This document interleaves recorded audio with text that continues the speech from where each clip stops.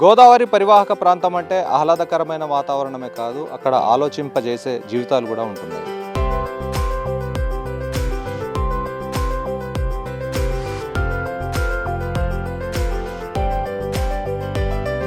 గోదావరి పరివాహక ప్రాంతమైన పేరూరు నుంచి పోచారం వరకు ఇక్కడున్న కొంతమంది జాలర్లు, వీళ్ళనే కొంతమంది పల్లీలు అని చెప్పేసి కూడా అంటారు. ఆ కుటుంబాలన్నీ కూడా గోదావరి పరివాహక ప్రాంతంలో నివాసం ఉంటాయి. వాళ్ళు కేవలం వర్షాకాలంలో మాత్రమే వాళ్ళకు సంబంధించిన ఊళ్ళకు, మైదాన ప్రాంతాలకు ఇక్కడ నుంచి వలస వెళ్తారు. వాళ్ళు ఏ విధంగా ఇక్కడ జీవనం వెళ్ళదీస్తారు అంటే, ఇక్కడ కేవలం మత్స్యకారులుగానే వాళ్ళు బతుకుతారు. కేవలం చేపల వేట మీదనే వాళ్ళు జీవనం వెళ్ళదీస్తుంటారు.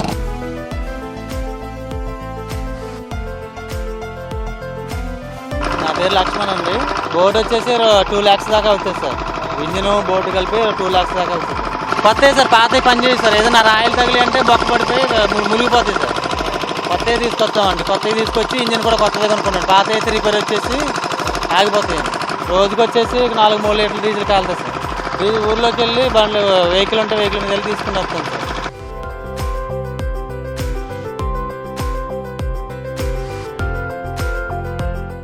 ప్రాపర్ అయితే కోనవరం ఉండి ఇక్కడికి వచ్చి ఉన్న ఒక 2 నెలల నుంచి ఇక్కడ ఉన్నాం సార్. ఇక్కడికి మాకు జీవనాధారం ఇదే సార్, ఆటే సార్. చేపలు పట్టుకుని చేపలు అమ్ముకుని మేము బతకాలి సార్. ఏ కూలి పని అనేది మాకు వెళ్ళాం సార్. నేను 7th క్లాస్ చదువుకున్నాను సార్.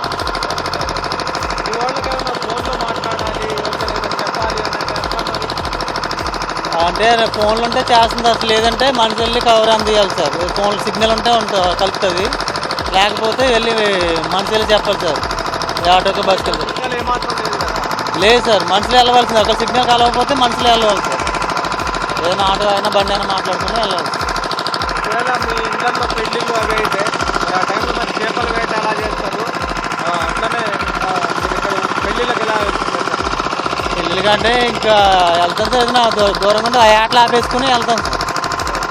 ఏటలు ఆపేసుకుని పెళ్ళిళ్ళు ఏదైనా ఫంక్షన్ ఉన్నా వెళ్తాం సార్.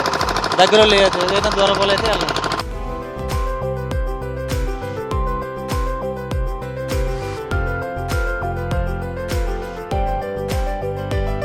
భద్రాద్రి ఈ జిల్లాలో అండి ఇక్కడ వల్లలాగా చేపలు వేసుకోవడానికి, జీవనం సాగించుకోవడానికి వచ్చేటానికి ఇల్లులు వేసుకుని ఇక్కడ ఏటాడుతూ ఉంటామండి మేము. ఇది కాపురం మండలం. ఇంకా మా వృత్తి ఇదండి, వల్ల వేస్తాం గిట్ట కానీ వలలే మేము వేసేది. మా ఏట ఇదంతా గిట్టే ఉంటుందండి. మధ్య చేపల వేట అనేది ఎన్నింటికి మొదలు పెడతారు, రోజు ఎన్నింటికి ముగిస్తారు? మీ మహిళలు ఏం చేస్తారు? చేపల వేట అంటే అండి పొద్దున్న 6 కాడ నుంచి మొదలు పెట్టండి, సాయంత్రం 6 దాకా ఏటాడుతూనే ఉంటామండి. చేపలు పడతారు. రాత్రి 12 గంటల సమయంలో ఏం చేస్తారు? 12 గంటల సమయంలో ఇంకేమన్నా పండుకోవటమేనండి. గోదావరి కాడ ఇంట్లో కాడ పండుకోవటమేనండి. అంటే వలలు వేసేది ఆ సమయంలోనే చేపలు ఎక్కువ పడుతున్నాయి అంటున్నారు కదా? అవునండి, నైట్ కూడా పడతాయండి. అంటే వేసేస్తాం కండి, పగల వేసేస్తాం, నైట్ వేసి పండుకుంటామండి. నైట్ అయితే అంతేనే. ఎన్ని సంవత్సరాల నుంచి నువ్వు ఇది చూస్తున్నావు? మీ పెద్దలు మీరు ఎలా ఉన్నారు? మీరు దీంట్లో బతుకుతుంటే ఎలా అనిపిస్తుంటుంది? చాలా సరదాగా ఉంటుందండి, బాగుంటుంది మాకు. నాకు వచ్చేసి 20 సంవత్సరాల మట్టి నుంచి మా వృత్తి అయితే ఇదేనండి. నాకు 35 సంవత్సరాలు ఉంటాయండి. నాది మా నాన్నగారు వాళ్ళు అంతకు ముందు నుంచి ఏటాడు. మా నాన్నగారికి ఒక 60 సంవత్సరాలు అట్టుంటాయండి. వాళ్ళ వృత్తి ఇంకా మేము గట్రా అదే వృత్తి వచ్చిందండి మాకు. మీ పిల్లలు ఎక్కడ ఉంటారు? మా పిల్లలు చదివించుకుంటున్నామండి. హాస్టల్లో, అసిరాపేట హాస్టల్లో పాపను చదివిస్తున్నామండి. భద్రాచలం గురుకుల పాఠశాలలో అబ్బాయిని చదివిస్తున్నామండి.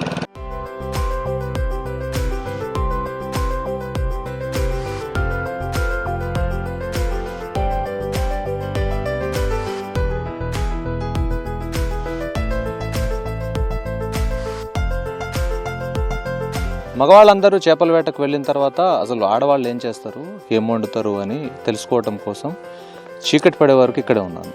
గోదావరి పరివాహక ప్రాంతంలో కాపవరం విలేజ్ ఇది. ఈ విలేజ్ వచ్చేసి అల్లూరి సీతారామరాజు జిల్లా, ఆంధ్రప్రదేశ్లో ఉంది. గతంలో ఇది ఉమ్మడి ఖమ్మం జిల్లాలో భాగంగా ఉండేది. ఇప్పుడు రాష్ట్రాలు విడిపోయిన తర్వాత ఈ జిల్లా అల్లూరి సీతారామరాజు జిల్లాలోకి మారిపోయింది. అంటే ముంపు మండలాలు దాంట్లో వెళ్ళిపోవటం. అయితే ప్రస్తుతం చూడండి, ఇప్పుడు మహిళ ఏం చేస్తుంది, ఒక పాకలాగా ఏర్పాటు చేసుకుంది. ఆమె హస్బెండ్ అతను బయటకు వెళ్ళాడు, చేపల వేటకు వెళ్ళాడు. ఆమెతో మనం మాట్లాడదాం. ఏం పేరు తల్లి నీ పేరు? పద్మ. ఎన్ని సంవత్సరాల నుంచి ఉంటున్నారు తల్లి ఇక్కడ? 12 సంవత్సరాలు బట్టి ఉన్నామండి. ఏం చేస్తావు నువ్వు ఇక్కడ రోజు వంట? అన్నం కూర వండుకుంటామండి. ఏం కూర చేస్తారమ్మా రోజు? రోజు చేపల కూర, రోజు పప్పు, ఓ రోజు బెండకాయలు అలా వండుకుంటాం. మీకు సరుకులు అవి ఇవి కావాలంటే ఎక్కడ నుంచి తెచ్చుకుంటారు? ఊళ్ళో తెచ్చుకుంటామండి. పిల్లలు ఎక్కడ ఉంటారమ్మా? పిల్లలు ఇక్కడే ఉన్నారండి. అంటే రోజు చేపల వేటకి ఎన్నింటికి వెళ్తారు, ఎన్నింటికి వస్తారు? వాళ్ళు వెళ్ళినప్పుడు మీకు ఏమనిపిస్తుంది? మీరు వెళ్తారా? మేమే వెళ్తామండి. ఏం చేస్తారు మీరు వెళ్ళి అక్కడ? వాళ్ళు లాక్కుంటామండి. వాళ్ళు లాక్కుండా వచ్చి మళ్ళీ చేపలు బెరగడికి వేస్తామండి. ఒకవేళ ఆయన రాకపోతే మేము చేపలు పట్టుకుని వెళ్ళాలండి ఊళ్ళోకి. అయితే ఇక్కడ నైట్ ఉంటారు కదా, నైట్ ఏమైనా భయం ఏదమ్మా? మాకు భయం ఏమి ఉండదండి. మగవాళ్ళు ఉంటారు కదండి, భయం ఏమి ఉండదండి. అంటే ఇప్పుడు రోజు మీరు వాళ్ళు ఎన్నింటికి వెళ్తారు, ఎన్నింటికి వస్తారు? ఏటకైతే ఇద్దరం వెళ్తామండి. మేమందరం మగవాళ్ళు ఉన్నారనుకో మగవాళ్ళు వెళ్తారు, లేకపోతే ఆడవాళ్ళు వెళ్తాం. మళ్ళీ సాయంకాలం 6 వచ్చేస్తారండి వాళ్ళు పెట్టుకుని. మరి మీరు తాగడానికి మంచి నీళ్ళు అవి? ఇవేనండి గోదావరి నీళ్ళే తాగుతాం. ఈ నీళ్ళే డైరెక్ట్ తాగేస్తాం? ఈ నీళ్ళే తాగుతామండి. మరి ఏమైనా జలుబు చేయటం ఏది రాదండి మాకు. స్నానాలకు అవే నీళ్ళు? తాగటాక నీళ్ళే. అవే నీళ్ళు. పిల్లలకి? పిల్లలకు కూడా నీళ్ళేనండి. అంటే మీరు వేటకు వెళ్ళినప్పుడు పిల్లలు స్కూల్కి వెళ్ళటం ఏం చేయాలి? ఇక్కడ ఇంటికాడ ఉన్నారు, చదువుకున్న వాళ్ళు ఇంటికాడ చదువుకుంటున్నారండి. అదే మొత్తంగా ఇది వాళ్ళ లైఫ్ స్టైల్ ఎలా ఉంది అంటే నీళ్లు తెచ్చుకొని అంట్లు కడగటం, వాళ్ళు తాగటానికి, స్నానాలు చేయటానికి, ప్రతి దానికోసం ఇవే నీళ్ళు వాడుతున్నారు. అంటే వాళ్ళకు కష్టం అనేది ప్రతిదీ ఏమి లేదు. వాళ్ళు కేవలం చేపల వేట చేయాలి, ఇక్కడ వండుకోవాలి, తినాలి. ఆ రోజు వాళ్లకు కడుపు నిండాలి అంటే ఖచ్చితంగా చేపల వేట చేయాలి అనే దాన్ని మాత్రమే నమ్ముకునే వాళ్ళు జీవితాన్ని వెళ్లదీస్తూ ఉన్నారు.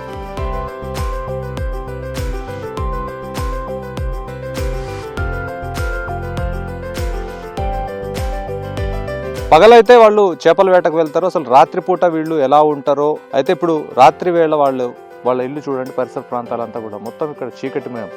అటు మొత్తం చూస్తున్నారు కదా, ఎక్కడైనా కానీ ఆ పూరి గుడిసెలు ఎక్కడైతే ఉన్నాయో ఇదంతా మొత్తం చీకటిమయంగా మారిపోయింది. ఇక్కడ పిల్లలు కూడా బయట ఆడుకుంటున్నారు. పైన వెన్నెల మాత్రమే వీళ్ళకు వెళ్తురు. ఆ వెన్నెల వెలుతురులోనే వీళ్ళు ఉండాలి. ఎముకలు కొరికే చలి. మామూలుగానే ఎక్కడైతే ఏజెన్సీ ప్రాంతం ఉంటుందో, ఎక్కువగా చెట్లు ఎక్కడైతే ఉంటాయో అక్కడ ఎముకలు కొరికే చలి ఉంటుంది. అందులో ఇక్కడ పక్కనే గోదావరి, ఒకవైపు అడవి. ఇదంతా ఎలా ఉంటుందంటే వీళ్ళు అసలు ఎలా ఉండాలో కూడా తెలియని పరిస్థితి. ఎన్ని స్వెటర్లు వేసినా, ఎన్ని రగ్గులు కప్పుకున్నా వీళ్ళకు చలి కంట్రోల్ అయ్యే పరిస్థితి ఉండదు. కాబట్టి వాళ్ళు ఈవినింగ్ 7 నుంచే ఇట్లా క్యాంప్ ఫైర్ అనేది మొదలు పెడతారు. ఇలాంటి దాంట్లోనే వాళ్ళ పిల్లలు, పెద్దలు ప్రతి ఒక్కళ్ళు కూర్చొని ఇట్లా ఈ క్యాంప్ ఫైర్నే ఆధారంగా చేసుకొని వాళ్ళు నైట్ మొత్తం చలిగాచుకుంటూ ఉంటున్న పరిస్థితి ఉంది. ఏం పేరు బాబాయ్ నీ పేరు? కృష్ణార్జున్. ఎన్ని సంవత్సరాల నుంచి ఉంటున్నావు నువ్వు ఇక్కడ? మీ పూర్వీకులు ఏం చేశారు? నీ పిల్లలు ఏం చేస్తున్నారు? మా పూర్వీకులు కూడా ఏటానండి, మేము కూడా ఏటే, మా పిల్లలు కూడా ఏటానండి. మా మనవల్ని చదివించుకుంటున్నాడు ఈ మధ్యలో. ఇక మా తాతల కాడి నుంచి వచ్చిందేనండి మొత్తం. మాకు ఏరే పని చేతరండి. అలాగే ఇక పడ్డక్కడ పడతాయండి. పడ్డ రోజున 5 గేలు 10 గేలు పడవచ్చండి. ఇంకా అలాగే ఇంకా అయ్యే జీవనం సాధించుకుంటా అమ్ముకుని బచ్చి కాలం చేసుకుంటాం. అంటే అసలు మీ లైఫ్ అనేది చేపల వేటతోనే మొదలవుతుంది కదా. ఈ రాత్రి వేళల్లో ఇంత చలి, ఇట్లా అనేక వస్తువులు కొనుక్కోవాల్సి ఉంటుంది. వాటి కోసం డబ్బులు ఎక్కడి నుంచి వస్తాయి, ఎలా సంపాదిస్తున్నారు? రాత్రి వేళల్లో మీరు ఇక్కడ ఎలా కుక్కలు లేకపోతే ఇంకా ఇతర క్రూర మృగాలు ఏమైనా వచ్చే అవకాశం ఉందా? ఇప్పుడు చూసావా? ఉంటాయండి. అడుగు పందులు గట్ట కనపడుతూ ఉంటాయండి, వెళ్ళిపోతూ ఉంటాయి. గట్ల చంగాలే వెళ్ళిపోతూ ఉంటాయండి. మనకేమో చేయవండి. కుక్కలు కూడా అన్నీ వస్తాం, నక్కలు గట్ట అన్నీ వస్తుంటే, కోళ్ళు కూడా ఎత్తిపోతూ ఉంటాయండి ఒకసారి. ఇక అన్నింటికి సిద్ధపడండి. ఈ దెబ్బల మీద మేము ఇంకా ఏమైనా కొనుక్కోవాలి, వస్తువులు కొనుక్కుంటే మన చేపలు అమ్ముకుని దాని మీద మన బట్ట మొక్కలు కొనుక్కోవాలన్నా, వాళ్ళు కొనుక్కోవాలన్నా వాటితోనే కొనుక్కొని వాటితోనే వేటాడుకుంటూ ఉంటాం.